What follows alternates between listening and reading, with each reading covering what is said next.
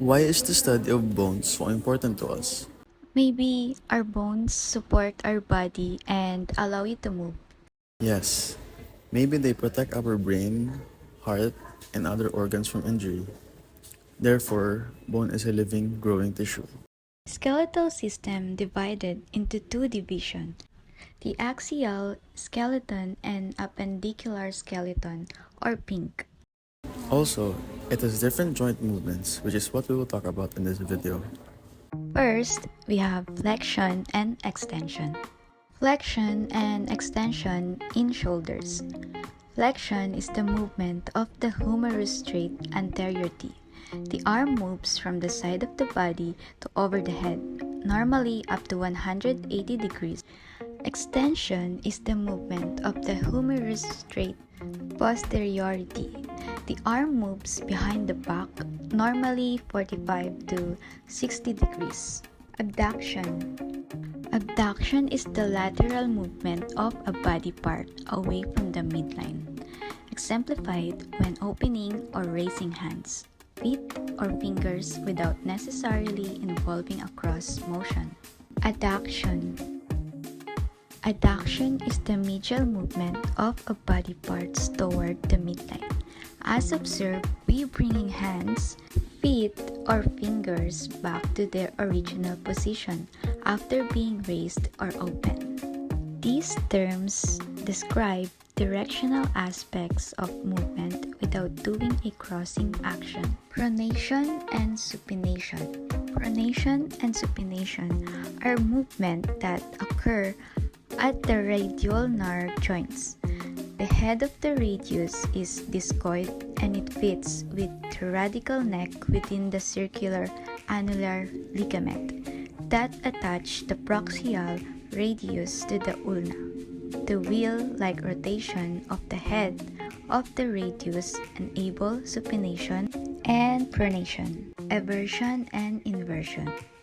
Eversion occur when the foot rotates so the sole turns away from the midline of the body, whereas inversion is the opposite movement that occurs when the foot rotates so the soles face inward to the midline of the body.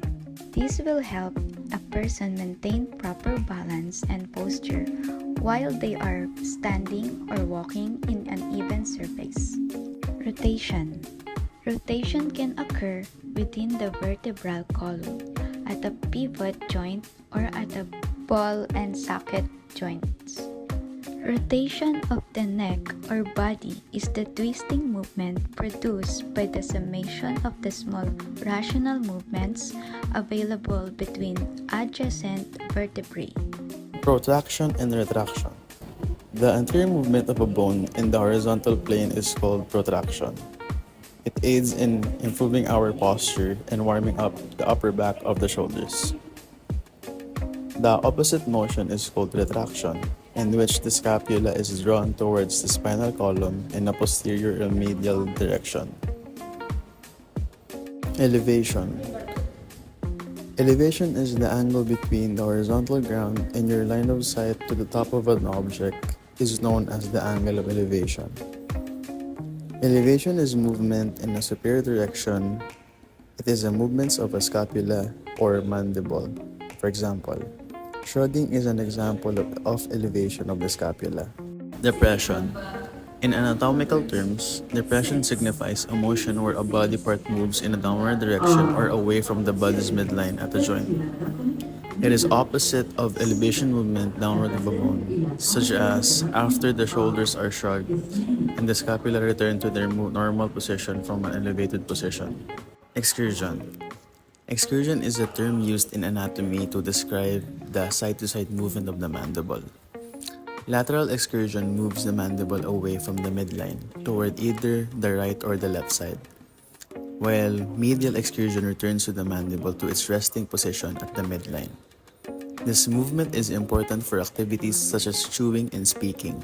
Now we're going to demonstrate the opposition and reposition, which are movements involving the thumb wherein you bring the tip of your thumb in contact with other tips of your finger.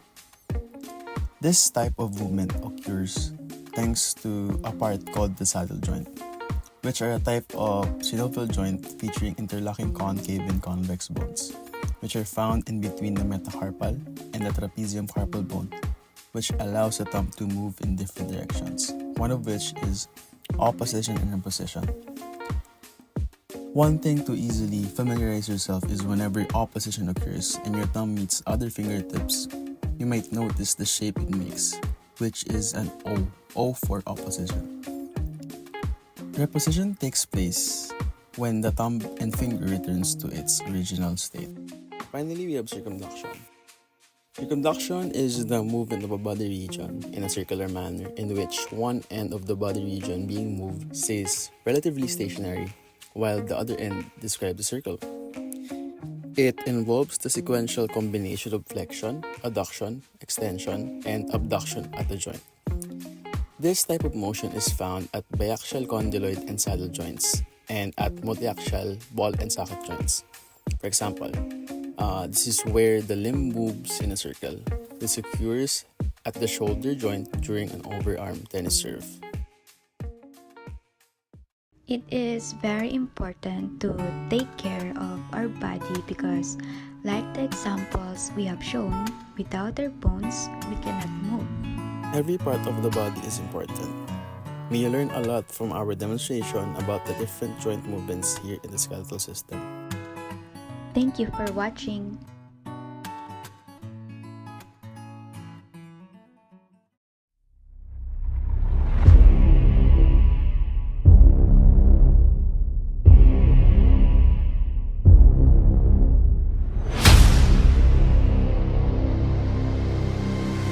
Con el tacto de una flor y la música del mar, cuando nada cuesta tanto como tener